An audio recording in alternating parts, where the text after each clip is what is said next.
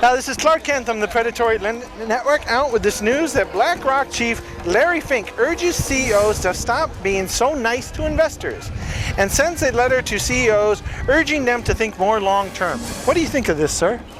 I do believe that when you are just trying to please those who are giving you the fish, you are not giving people the opportunity to learn to fish so they can take care of themselves. So I completely agree that instead of trying to placate those who are currently in power, they really must think long term and how to better themselves and how to take care of their brethren and how to take care of their country. I think that he is not thinking on the long term, that the short-term investment can blow up in a bubble. We've seen it all happen. You cannot only guide your business toward the CEOs, it is the investors that make your business. Without the investors, there is no business. I believe that my master would be most pleased with this turn of events. He thinks long-term in his goals, and you can see how that turned out. We're marketing a franchise. Now, Fink claims too many companies spend too much on dividends and buying back stock. What do you think of this? It is somewhat of a difficult subject, mostly because of politics. You wish to placate certain people, but then at times it would cost you your own position in the company, and so it's not as simple as black and white as, oh, we'll just do this and just do that. There's so many things, but in the end, who are we really giving the shaft to? I would like to see their prospectus to see exactly how much they actually buy back. Isn't that insider trading? Well, I would advise them to invest more in corporate takeover and hostile armies.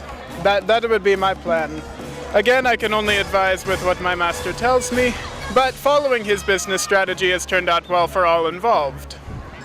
Now, what should companies do with their money instead of dividends and buybacks? I'd recommend large battle stations, preferably in space, but to each their own. The sea work.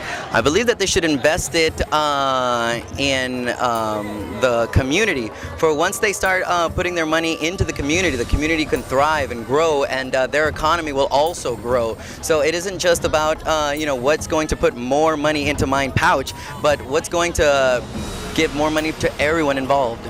They should invest it in their local community for the greater good of the society. It is better to feed many than just one. Now, Fink wants to change the capital gains rate from 1 year to 3 years. Do you think this will help or hurt shareholders? Well, 1 versus 3 years isn't a particularly large amount of time. When you're looking at something more like, say, 16 years, then the quality of your product can substantially decrease.